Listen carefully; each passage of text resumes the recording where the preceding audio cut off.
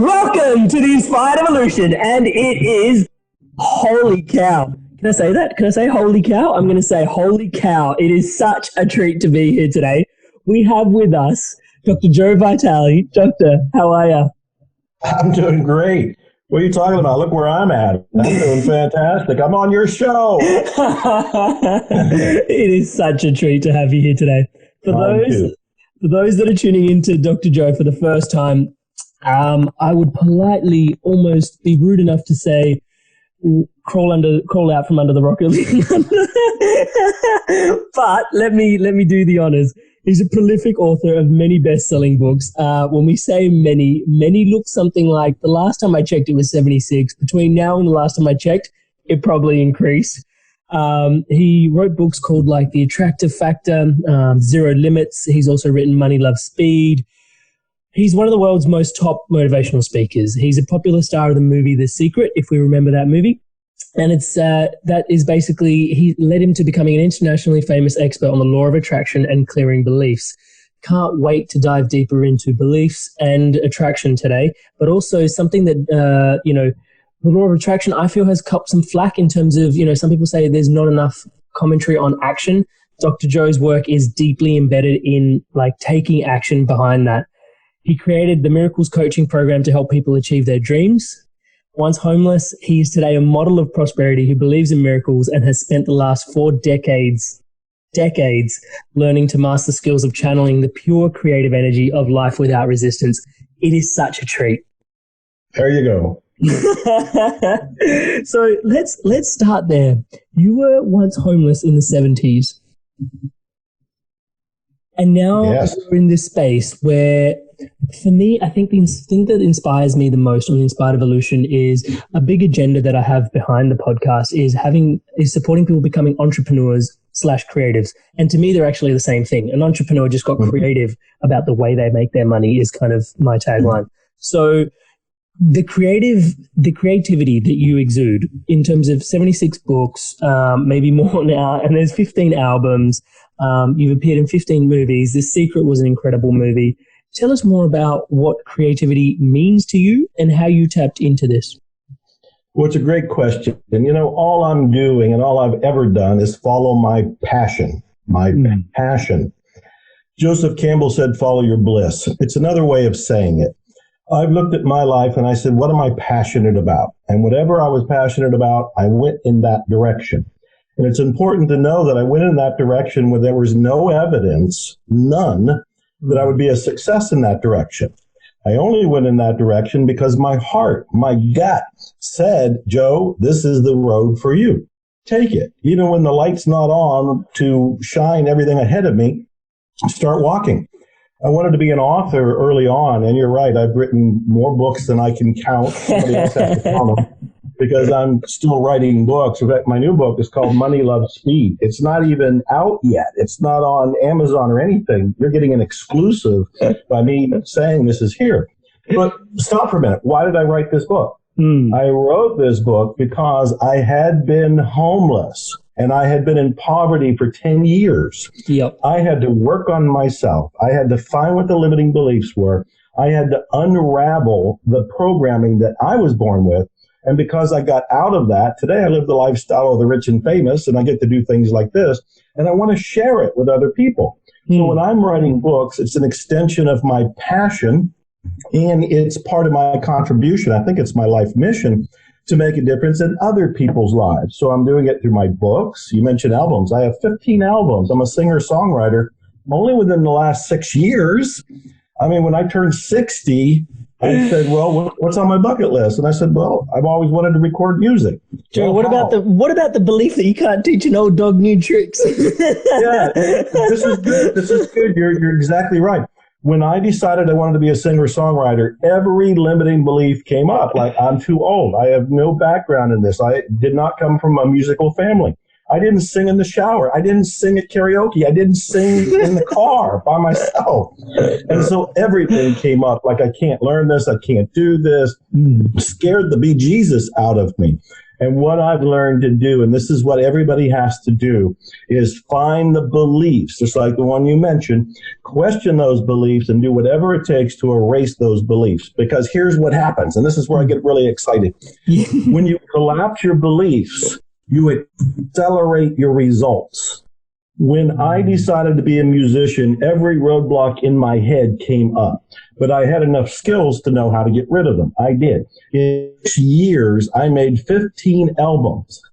Some of those albums are with band members who are in the Rock and Roll Hall of Fame, whose career is music, and they don't have 15 albums. They don't have it because they still have some beliefs. So this is a big takeaway. When you collapse the beliefs, you accelerate your path to the results that you want. It's exciting, man.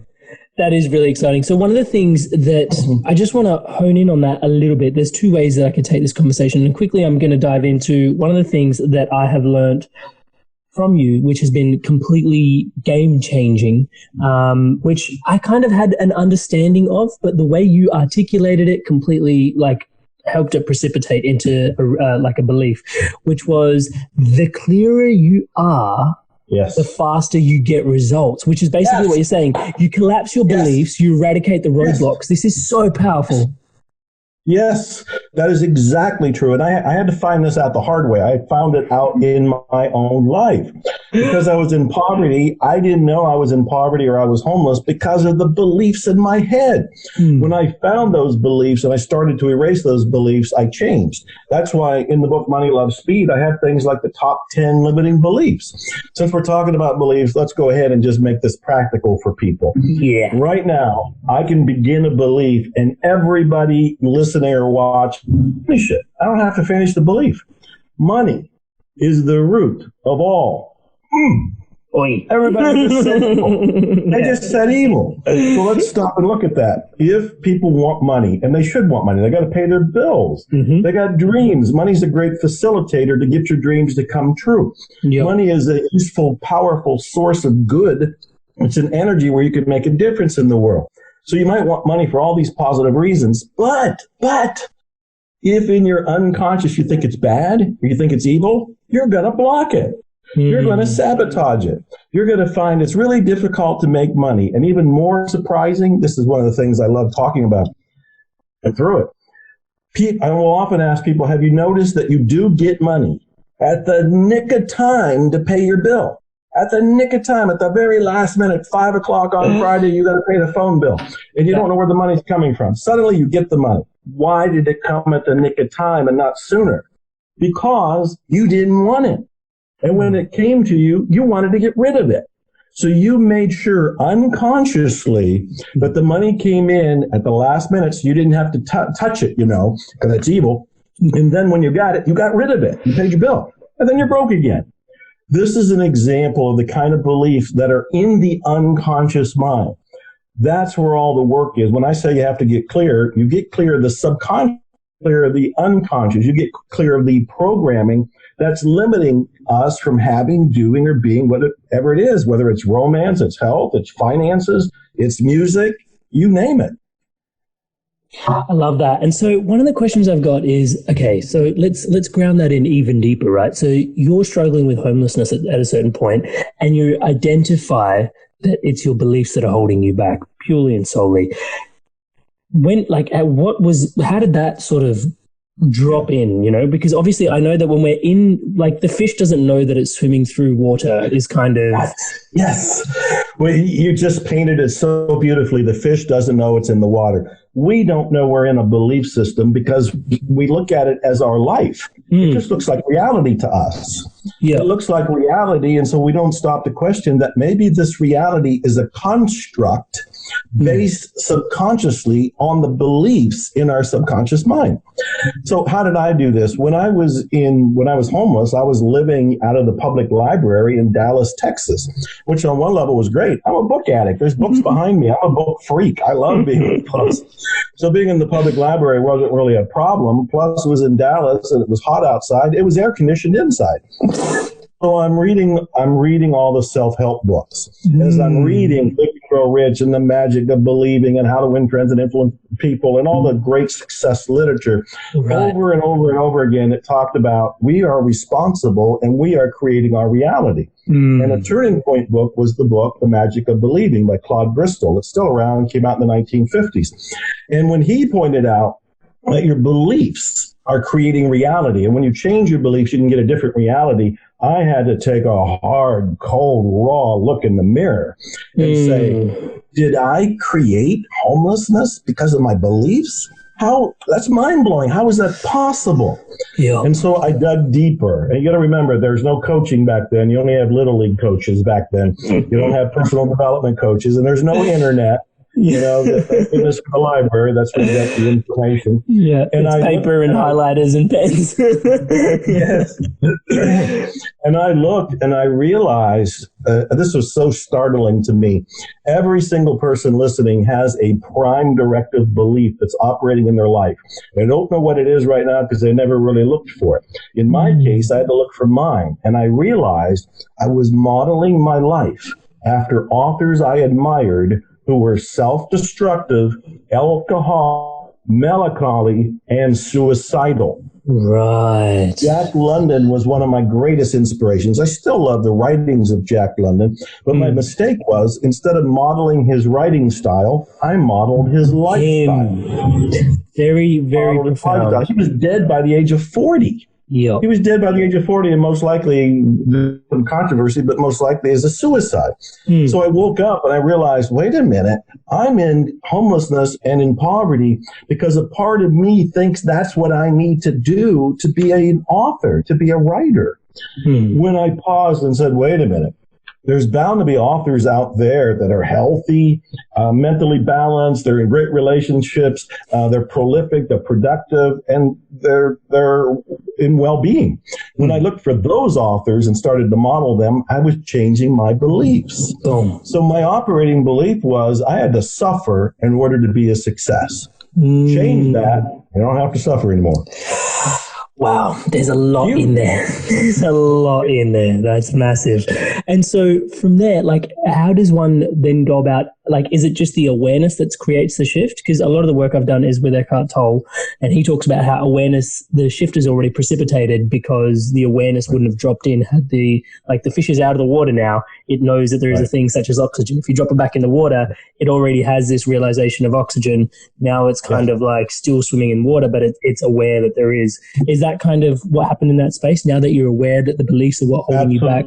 I'm a great believer in practicing awareness alone because I think, first of all, we're all here to awaken.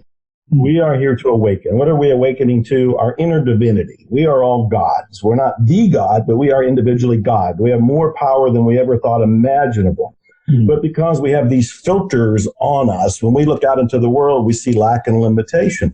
When people start to point out the reality of beliefs that are creating their situations, the awareness alone will pop it. The awareness alone can shift it. When I pointed out that the quote, money is the root of all evil, a lot of people nodded their head and go, oh, that is there. I take it one step further, and I do it in the book as well, and where I say that quote, money is the root of all evil, is from a longer quote. The longer quote says, the love of money is the root of all evil. Now we have a little bit of wiggle room here. Instead of thinking money itself is bad, because it's not, it's neutral, it's paper and coin, it's nothing. But the love of money could be the problem. And then I look at it and go, all the wealthy people that I've met, including myself, we're not in love with money. We appreciate money, we leverage money, we use money, but we're not in love with money. So as I explained this awareness alone can shift the money perception for a lot of people who are watching right now. One of the originators of New Thought, his name was Phineas Parker Quimby. Right. And Phineas Parker Quimby said, the explanation is the cure. And I love it. The explanation is the cure. The explanation is the cure. And so as you and I talk, or as people listen to some of your other interviews, they're going to get these ahas. And those ahas come when there's an awakening. And the awakening comes from awareness. So yeah, I'm a great believer in let's share the information, let's share the stories, because the information and the stories pop the brain and people start to shift a little bit and they realize, oh, maybe I just had a belief and maybe it just left. Awareness alone is powerful. I love that. I love that. So I want to better understand a little bit, and this is just a personal, like, I'm just going to go there because it's been burning inside me to ask this. You know, when you were like, what was it about?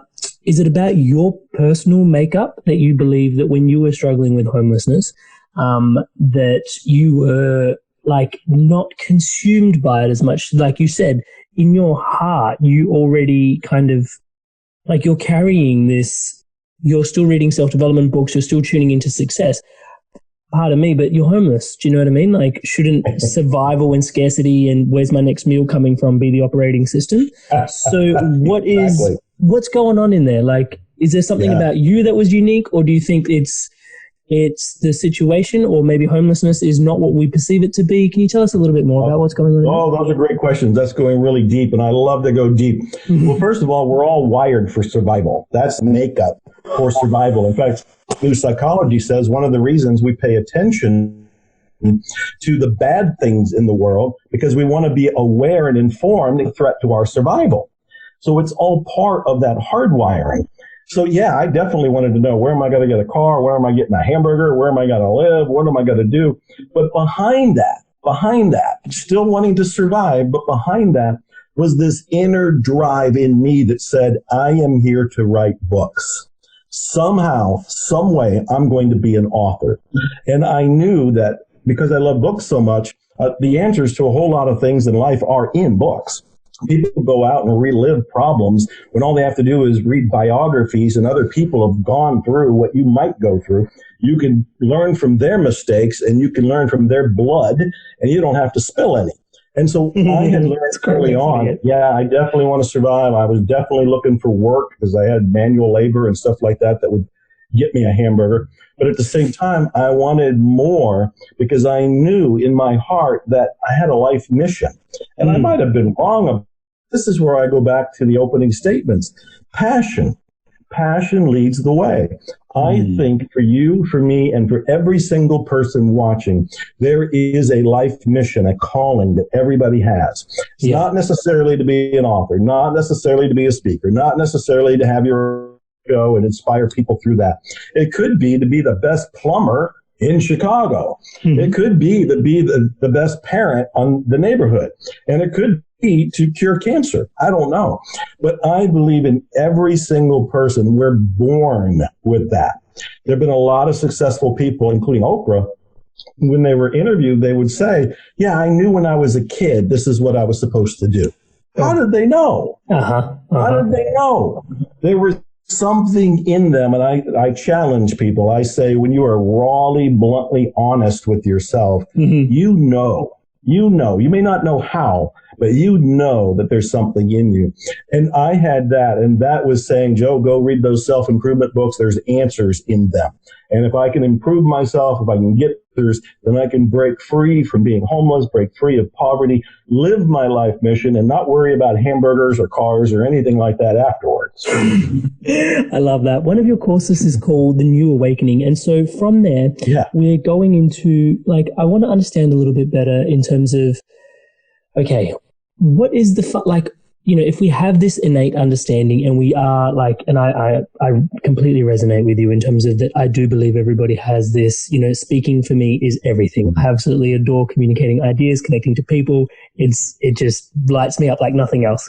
And so in that, I know that's the clue, by the way, that's the clue. When you said it lights you up, that's what people want to look for. When they talk about something, and I don't care if it's opening a bakery or making cupcakes, I don't care what it is. If they light up, when they talk about it, that's a clue to their calling right there. What do you think it is that's stopping people from tuning into their calling, their passions, their bliss, like their awakening? Let's just go there. Because then they have to take responsibility for it and they have to start taking action for it. And for most people, it's easier to go, hey, I don't know what my calling is, so I won't try. I'll just go to my 9-to-5, Monday through Friday job, and I'll get my weekly paycheck. But inside, and this is where, I practice a kind of a tough love approach in my own coaching. And mentoring, and I really get in people's faces only to be of the most help. And that's how I want to be with the people watching this. I want to get in their face and look and say, look, you're afraid to admit it to yourself. You're afraid to admit it to me, because as soon as you admit it, you either have to make excuses for not doing it, or you have to start taking action to make it happen. And both of those, one's wimping out and one's kind of being afraid. Both of those are uncomfortable. Yep. But this is where the juice of life is. All of the great successes came outside of the comfort, not within the comfort zone. We all had to step out of the arena. I had to go into the studio to record 15 albums. I got to sit in front of the computer to write the books. I can visualize them all I want. But I can visualize my next book, but it's not getting written until I take responsibility and say, I got to take action and go over there and do it. So I would say a lot of people just they deceive themselves. There's a lot of self-deception and self-sabotage. I'm not blaming anybody. I've been there too. I'm just saying, hey, it's time to awaken. That's what the New Awakening course is about. That's what my work is about. I think that's what we're here for. I think we're here to awaken. So I think that's that you just touched on responsibility, and I think just to do my due diligence, one of the things that I was exposed to the Ho'oponopono prayer a few years ago, maybe 5 years ago, and it has been profound, just not least because of the people that carry the prayer. It just sort of seems to be the people that are like sharing this wisdom. They all seem to be of a certain frequency, Allah, and it's and so it's meant a lot to me in terms of just what its power is. And I'm gonna ask for you to share it rather than me share it. But one of the things that I didn't realize, which was until I started reading some more of your books in preparation for this podcast, was that actually it was designed in Hawaii by someone. Can you tell us more about the design of where the prayer comes from and what the prayer is, and in like the context of? Yeah, let's start there, and then I'll ask the next question. Well, this is a big topic, and it's one of the ones personal to me. In fact, I'm wearing a T-shirt that has the prayer on. I noticed. I love you. I'm sorry. Please forgive me. Thank you is all around this. You probably can't see the whole thing, but I'm wearing it all the time, and I'm practicing it all the time. So I wrote about Ho'oponopono in 2 books, Zero Limits, and 10 years later I wrote At Zero. And Zero Limits tells the incredible story that I first thought couldn't even be true, but it is. I did the research and documented the whole thing. A therapist at an institution in Hawaii helped heal an entire ward of mentally ill criminals by using Ho'oponopono. The way Ho'oponopono works is you don't work on other people. You don't try to clear other people. You clear yourself of your perceptions of other people or of your problems. Ho'oponopono is an ancient Hawaiian spiritual technique that was modernized probably in the 1970s by a woman who was enlightened. And Morna said, Ho'oponopono is an inside job. You do it as a separate person. Whenever there's a problem going on in your life, and it can be anything, a health problem, finances problem, problems with other people, problems at work, it doesn't matter. The problem isn't outside of you. The problem is inside of you. It is your perception. What Ho'oponopono does, you say these 4 phrases, I love you, I'm sorry, please forgive me, thank you. You say them inside yourself. You say them to your connection to what I'll call the divine. Some people will call it the universe. Some people will call it God. I sometimes just say it's the great, Joseph Campbell called it the great mystery.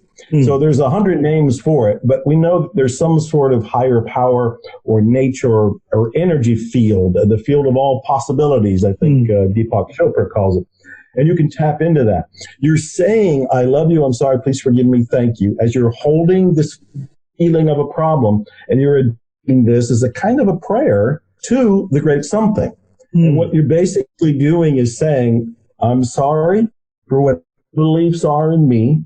Please forgive me for what I or my ancestors might have said or done to have created this situation.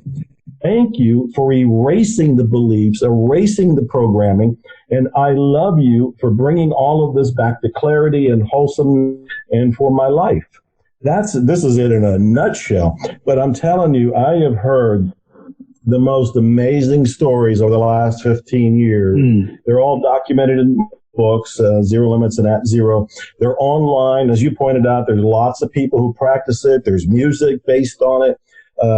I could go on and on with the power of it. We're talking about clearing beliefs here, and Ho'oponopono is one of those I use to clear beliefs in me. So just read your father had died and other things that were changes in my life. What I did was go inside to say, I love you, I'm sorry, please forgive me, thank you, to erase the negative limiting beliefs so I can regain peace. It's magical. I never feel like I do it justice when I describe it because I have to give this version. It's a miraculous tool, you know? Wow. So that was just the tip of the iceberg. I think the key in there, Joe, that really, really gets me is the fact that, and I think I just want to highlight this because I don't think this gets highlighted enough about it, is we're talking about responsibility and we're touching on beliefs. But the reality is that this gentleman, and this is what I learned from your documentation of his work, was he wasn't asking them to go in and look at the prayer and conduct it themselves, right? He is doing it on himself. Yes. Right? Thank you for pointing that out, because I think one of the number one mistakes people make when they start using Ho'oponopono is they want to teach people, or they'll hear somebody come up to them and they'll say, I have a problem. And they will say, hey, say, I love you, I'm sorry, please forgive me, thank you. That's not Ho'oponopono. Ho'oponopono is 100% responsibility for everything that is in your life experience. So if somebody walks up to you and says they have a problem, you clean on it. You clean on it. They came into your life experience, and so they are now part of your projection. They're part of the mental projection coming from your belief system. If you want to help them change their problem, you don't go and change them. You look at yourself and you ask yourself, what is going on in me that might be creating that situation? And then you're saying, I love you, I'm sorry, please forgive me, thank you, to the divine, as a petition to correct it. When Dr. Hulen, who was the therapist, was in that mental institution, he did not go to those inmates and say, hey, you need to say these 4 prayers or these 4 lines in the prayer. Instead, he noted how he felt when he looked at their records or saw them. And if he felt repulsed or he felt disappointed or he felt grief, whatever he felt, he cleaned on his grief. He cleaned on his feelings. He did Ho'oponopono on himself. Here's the punchline. Because everything is a projection from that individual, as he cleaned himself, the patients got better. He didn't work directly on them. He worked directly on himself. This is the turning point that he needs to get their head around. When we talk about 100% responsibility in the old days, including me, I would just think that, well, that means whatever I say or do, I'm responsible for. In Ho'oponopono, it means whatever anybody says or does that's in your awareness, you are responsible for. Big shift. Leap in responsibility. And that was kind of the reason I'm just, for me, it was huge, and I'll be completely transparent. One of the thought experiments I often run with myself, and some people are disturbed by this, but it does help me. It grounds me in many ways, is I'm not actually 100% sure that I'm here having a conversation with the great Dr. Joe Vitale, right? In many instances, I may be actually staring in front of I may be in a mental ward staring at a white wall, having a conversation with myself, projecting this reality. Now, some people find that disturbing, but the reality is that you've alluded to this before, is that we basically are walking around. Life is an optical illusion generated by our beliefs, is kind of how you said it. And I totally resonate with that. But it's also, it seems so slippery. It seems slow, slippery. And I think that is probably where, for me, I surrender to the great mystery and the great spirit, because it's like, this is beyond what the mind can take in. Right. It is beyond what the mind can take in. So let's back up a little bit. I love that you used that quote because I've used that a lot. I'm proud of it. Life is an optical illusion. Life is an optical illusion. So what does that mean? What you're seeing is based on your belief filters. When I was homeless, and I remember really struggling when I was in poverty, I looked out into the world and I saw lack and limitation. And I swear to God, it was real. And I can find evidence. I can cut out newspaper clippings. I can get the Census Bureau to say unemployment is outrageous. I can find the evidence to support my beliefs. Today, I think the opposite. Today, I think we live in a world of unbounded abundance. I mean, my God, it's an auspicious time, and there's so many opportunities, so much creativity, so many things that are happening and that are going to happen. And the riches are all around us. There's trillions of dollars circulating in the air, not even planted in banks and stuff. It's just circulating. And so I look out and I can find evidence for it. I can get you the books. I can get you the documentation. I can find all of it. So here's the punchline. You can find evidence for whatever you believe. When you come to the point where you can choose what you want to believe, you're now at a point of power. And you can enrich yourself by choosing to believe something more powerful or more positive for you. Until a moment like this, most of us are choosing beliefs unconsciously. It's based on how we grew up. When my parents were raising me and my brothers and sister, they came from the Great Depression. My father was born in 1925, so he was 5 years old when the Great Depression in America hit. And he lived with the mindset of scarcity until his last breath when he was 93 years old. I remember as a kid, he told me, he says, the best way to double your money? Fold it over and put it back in your pocket. on one level, it's like, wow, that's very smart and that's very funny. Later on, when I awoke, I realized what a limiting belief. I now say things like in the new book, I say things like, one of the best ways to double your money is give it away. Give it away. You're giving away all the secrets, Joe. All of this kind of stuff. So life is an optical illusion. And what people are getting right now, and this is really, I almost want to theatrically pause after I say this so everybody can let it sink in. Let's do it. What people are getting right now is an exact match to their subconscious beliefs.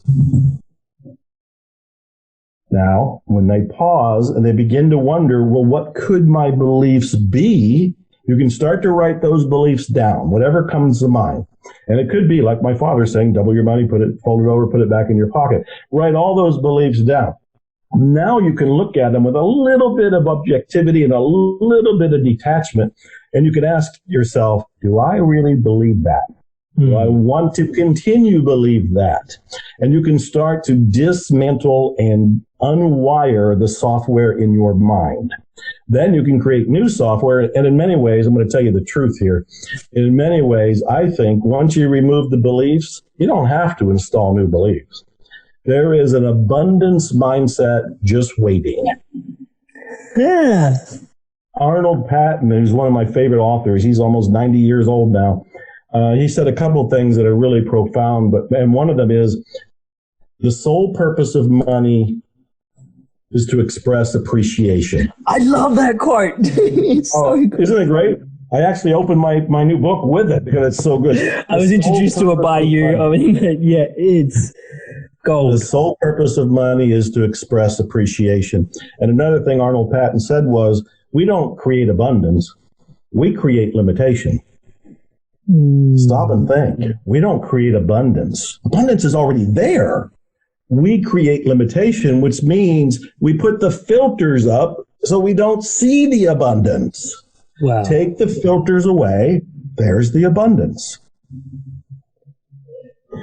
Wow. I love that. The thing that's really percolating for me in and around that is, again, collapsing our beliefs to eradicate the roadblocks, coming back to that point, but also this idea that the innate nature, and why would it not be when we look at nature, it is abundant, it is creative, that is the natural order of things that we're exposed to. Yeah. And so sitting with that, I think what really comes up for me is the trust. the trust in the abundance? How do we learn to then trust? And this is a conversation I was really hoping to have with you today, is also, for me, trust and surrender are actually two sides of the same coin. Right. But surrender has been a big shift for me in the last 12 months, just probably because, if I can just give it some context, I guess for me, I've just gone from being 30 to 31. I've just grown out of my adolescence, and I'm growing from a point where, yes, goals, ambitions, entrepreneurialism, let's go, to the point where, whoa, hang a sec. I've been focused on like this wedge of 5% of my life, but 95% of life has actually been carrying me towards where I'm going. What is actually going on here? And it's just like, wow. And exactly what you're alluding to, that perhaps surrender is the way. And it's been a carrying intention for me for the last year now, to learn to surrender.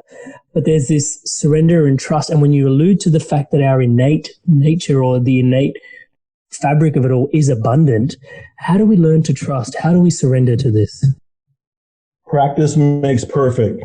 I love it. It's in the doing. Take action. Yes. It is in the doing. It is in the doing. You know, you start to trust your gut feelings a little bit and act on them. I still remember in the early days, and this is 40, 50 years ago, and hearing about intuition, hearing about surrender, hearing about trusting, and going, man, I don't know. Because I really felt like I can outsmart it. Yeah. You know, I can make my way through it. Yeah. And when I found out that thinking was what got me homeless, thinking is what got me into poverty, when I started to play with the other side, like, there's nothing wrong with thinking, but let's bring in intuition, let's bring in the gut instinct, and let's balance both of those. You mentioned my new course called The New Awakening. In it, I talk about stages of consciousness, and this will help shed light on your question. Perfect. I say there's 4 stages of consciousness. The very first that we're born into is victimhood. And it's barely a state of consciousness because we're really unconscious. And that's where I and everybody else, we just kind of bounce off of life, and we're reacting to circumstances. We're driven by our unconscious beliefs. We blame everybody else. We don't take responsibility. We don't know how to create, but we keep trying to the best of our ability. And life is pretty much like Henry David Thoreau said, a life of quiet desperation. That's victimhood.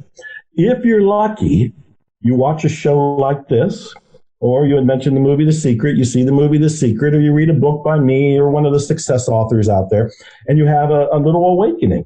And the awakening says you don't have to be a victim. The second stage of consciousness is empowerment. In empowerment, you learn about the power of intention, visualization, affirmation, taking action, all of those great things, poster boards and vision boards and meditation and hypnosis and all these wonderful tools. And life becomes pretty thrilling because you feel like, wow, I just have to intend it and I can do it. Create it. Yeah, you can do it. So empowerment is great. When you leave victimhood and you go into empowerment, you feel like Superman or Superwoman. That's only the second stage. At some point in life hits you with something. It could be an illness. It could be, like I mentioned, my parents had died, my father had died, going through wars. There's some big things that in my life have shown up. And usually something shows up and you start to realize you're not in control. You're not in control. You have more control than you ever thought. You're empowered, but you're not the master of the universe. The universe is actually the master. And this is where you move into the third stage, which is surrender. Now, surrender, there's 2 kinds of surrender. There's the surrender where you just give up and you roll over and play dead because you go, well, I can't win. Oh, no. The other surrender is when you surrender your ego, if you will, to join forces with the great something. When you join forces with the something, you actually have more power than ever before. I actually love the statement you just made about up to the age of 30, you know, you're really working and the 5% of you is working on all this. And suddenly you realize, wait a minute, 95% of me was taken care of by somebody or something else. That's the force that we want to surrender to. People sometimes ask me what spirituality is. And I'll say, look, it's the intelligent, invisible force that's animating your life. It's an intelligent, invisible force. Most of us are so much into our heads, we never feel it. We don't pause long enough to take a taste of it. This is why I think meditation is so important, gratitude is so important, making time for silence is so important, so you can hear the invisible voice of that intelligence.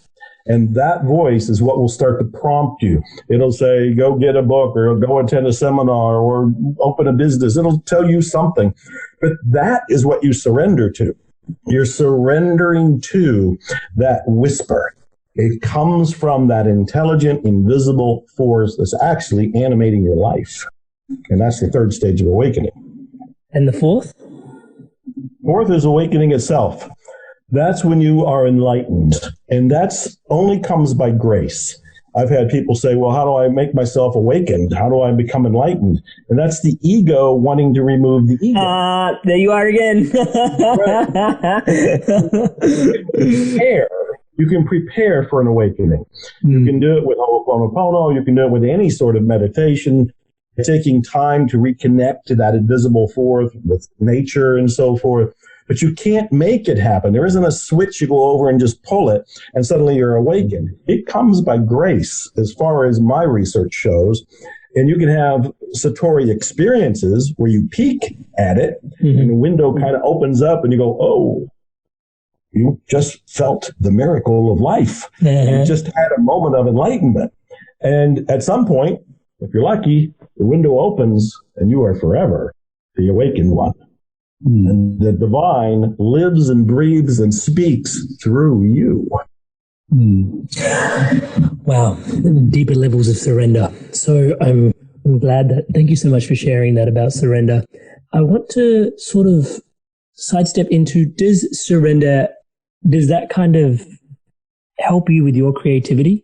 Like, would you consider the surrender being part of, like, when you're doing so many different things, Joe, so many different things, is that an act of surrender? And I kind of see it as, and I love the way that you alluded to two different types of surrender. There's the roll over dead, and basically what dropped in for me was active surrender, which definitely feels like what I'm participating in at the moment. It's like an active form of surrender. It's like learning to get out of my own way.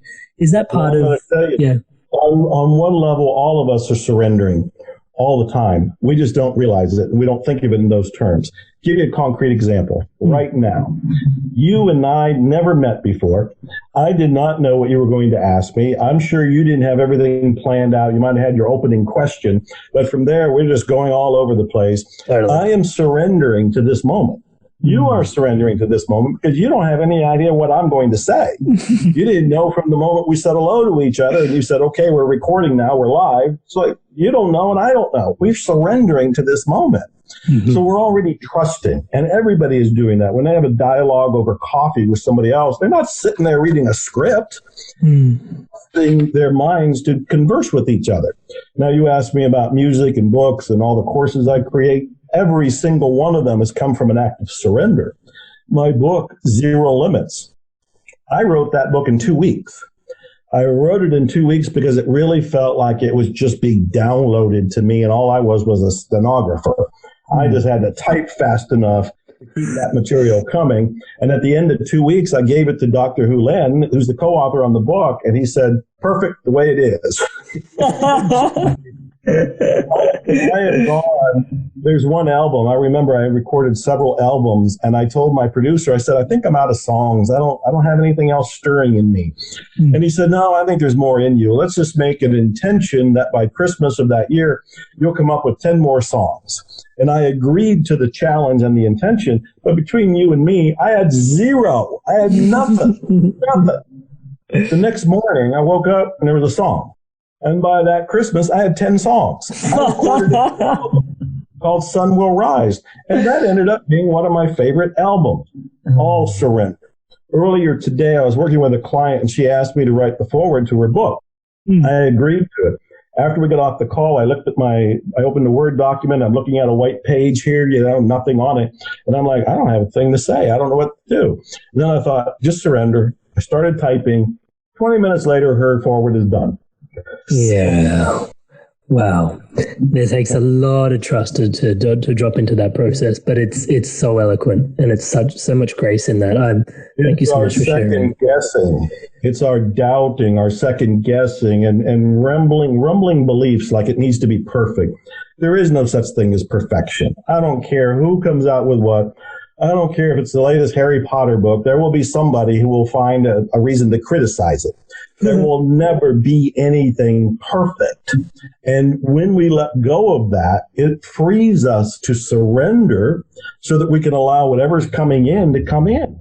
It's when we sit in judgment of what's coming in and we go, oh, that's not good, or what are people going to think, or that should be written differently, or that should be a different musical note, or I'm not good enough. All of that blocks the flow and blocks the surrender and blocks the creativity. So we want to be clear of those limiting beliefs so that we can trust what's coming. I love that. And we're back at the beliefs, and we're also back at clearing as much of it as we can in order to be able to create. So the show is called The Inspired Evolution, and I have heard you say that intention is for wimps and that inspiration is the way. So I love that because, yeah, Inspired Evolution, it's all about being inspired to evolve. And yeah, tell us more about, because intentions definitely guide us and I love them. And so tell us more about what intentions mean to you and what inspiration means to you. Yeah, that's a great question. And yeah, I have gotten on stages and said, yeah, intentions are for wimps, people. We need to go beyond it. And yet, as I say that, like you, I still love intentions. I think intentions are very powerful. Yeah. I set an intention before getting on this call. I had made the intention to the universe that I wanted to be inspiring and I wanted to be useful to you and your audience and to be clear and present. So I stated an intention and then I let it go. Why did I state an intention? Intentions help align your body and mind to go in a particular direction. Mm-hmm. It's like setting up a little target up there saying, I want to go there. And so an intention is a way to direct energies. Rather than just kind of reacting and bouncing off life, you can go and say, this is what I would like to have, do, or be. And you can go in that direction. But as I've gone through life, I have found that there's something better than that, and that's an inspiration. See, intentions come from the ego. Intentions are stated based on what we've experienced before or what we've heard about. So it's coming from our old data bank. When we think about an intention, we're thinking about what's possible based on my data bank of what's possible. But an inspiration comes from outside of you into you. And inspiration can surprise you and dazzle you because it can be so shockingly different, so shockingly wonderful that it breaks all of the old patterns and all the old history, and you can never have even gotten an intention from it because it wasn't in your brain. It descended to you. And so I prefer inspirations. And if anything, I tell people, look, when you get inspired to write a book or open your business or whatever it happens to be, make the inspiration your intention. Your new intention is, I'm following my inspiration to, in your case, run this show and make a big difference with all these people watching you. And in my case, I want to continue writing books. I love writing books. I am a bookaholic. I just want to keep cranking these Couldn't out. tell. Because I think it makes a difference in the world, and I think it's my life calling. But when it comes as an inspiration, I'll go, okay, that's a book. And now it's my intention. I absolutely love that. I absolutely love that. One of the big things that I guess I'm feeling just nearing the end of this episode, what's coming up for me is just the purity of clarity, right? So we've talked about beliefs, we've talked about responsibility, and we've talked about inspiration in order to just basically clear the vessel, the channel, the person, the individual that we are. I think that's the big one that's dropping in for me, the clarity. And you've mentioned this in the past, and I didn't realize it was part of my process. I've been meditating for, God knows, again, like the number of books you've written, a long time now. And one of the things that you alluded to in terms of, and I didn't realize that meditation was doing this, but I did have an awareness that it was happening, but I didn't really think of it as like a, how do I call it? Like a byproduct or a system that was in effect in the background. And so let me get to it. It's basically that when you're in silence and you're taking some time to clear yourself, you're actually making way to hear a voice. You're making way for things to come through. Absolutely correct. Absolutely correct. This is why I think people need to meditate, have gratitude time, silent time. And what you're doing there is taking the phone off the hook. So you don't get calls. You're putting your phone down, you're putting your computers down, and you're tuning within. I really believe that the great something is trying to talk to each of us. It doesn't yell at us, it whispers. And so we have to be quiet enough to hear the whisper, to get the feeling, get that subtle felt sense that usually comes somewhere in the midsection of the body, not usually up here, but somewhere down in the heart, the chakras, the lower Tai Chi kind of center of our body. And what we want to do is make time for that. One of my favorite things to do, and I've done it for so many years, is I will get in the hot tub at night. I'll be outside in Texas under the stars, and I'll be saying thank you, thank you, thank you, because I'm practicing gratitude. But I'm also not interrupted. I have no technology with me. There's nobody going to interrupt me. At most, I'll have a cigar, and I'm blowing signals to God, if you will. And I'm making time to listen. I'm making time to receive. Maybe that's even a better way to put it. I'm creating an opening to receive. I think that's probably the accurate way to put it. I'm creating an opening to receive, because in that opening, there have been moments when I've been blown away. I would get an idea for whether it's songs or books or courses. I have so much material all over the internet. All of this has just descended. This come from gifts. One of the reasons I called the book Money Loves Speed is because in the movie The Secret, I said the universe loves speed. And what that means is these ideas that come to you, that come to me in the hot tub, they're gifts. They're gifts. I didn't ask for them. I didn't pay for them. When I got quiet enough to receive the gift, I then knew it was up to me to create it. And the universe wants me to take action. You talked about action earlier on. Nothing happens until somebody moves. You've got to take action to co-create. And that's the other key word. We're co-creating reality. You're not asking the universe to deliver everything without you doing anything about it. You co-create it. So when I make time to receive an idea and the idea comes, I realize that is a gift. And that I know the universe wants me to bring it into being, and it would like me to do it quickly. Money likes speed, the universe likes speed, and I take action to bring it into being. Bottom line is, I think everybody every day should be making time to receive inspiration. Make the space of availability. I love that. And I just want to use that as a quick segue, because I've mentioned this in my coaching before, and that hasn't really had the window of the context around what we've actually just been speaking about. But one thing that I often say for people is, the minute inspiration hits, if you have an inspiration, simply taking a pen and putting it to paper, you've already taken action, and you actually affirm to whatever that greater mystery is. You call it the universe, we can call it God, that actually I'm listening. And I can actually take the inspiration from the ether and put it into the manifest. So pen and paper is so simple, but you're affirming that, yes, I'm listening on one hand, but also that, yes, I'm an action taker. So sometimes even just writing out a to-do list, even just writing your inspirations on a piece of paper, journaling, gratitude, it's an amazing process. And I totally agree, and I want to add one thing. When an idea comes to somebody, I keep pointing out it's a gift, so you want to acknowledge the gift. And one way to acknowledge it is you're saying right now, put it in writing. That way you're saying thank you, you're making it concrete. You can also refer back to it. But here's the other thing, and it's one of the secrets to my productivity, and I want to give it to everybody so they realize with awareness that they can do this too. When an idea comes, you're usually pretty excited. You're usually pretty enthused. It's like, oh, that's a great idea. And suddenly you got a flood of energy that's hitting you and going through your system. Take action and use that energy to manifest the idea. Most people say, I'll do it later. And if they ever do it later, the energy that came with the idea is no longer there. Right. It's just a good idea.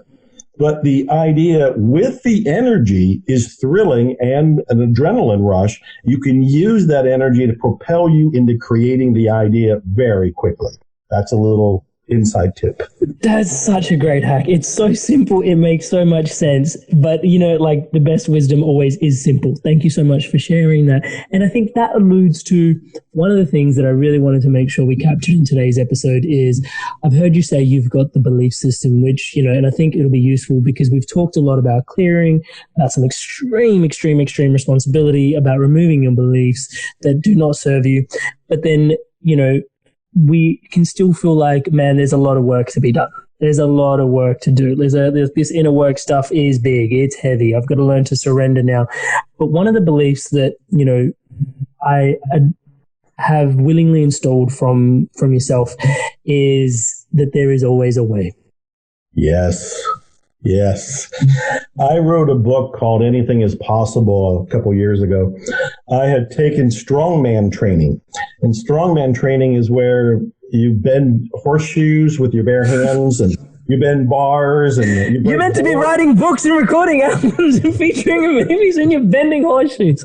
Well, I got excited. I got passionate about it. I knew some of the famous strongmen in history who had been on Oprah and all that. And I realized when I was doing this that a lot of what we don't do is because we don't think it's possible. And so the new belief is anything is possible, anything. There is always a way is a sub-belief to that. If anything is possible, but just sit there and go, well, I don't know how to do it, there's always a way. If you do the research, you'll probably find somebody else has done it, so there's probably a way from there. But if you stay with it and state the intentions and make yourself available to inspiration, you can create a way. There is always a way. Anything is possible. I don't think there's any limits. I think the only limits we have are the constructs we have up here.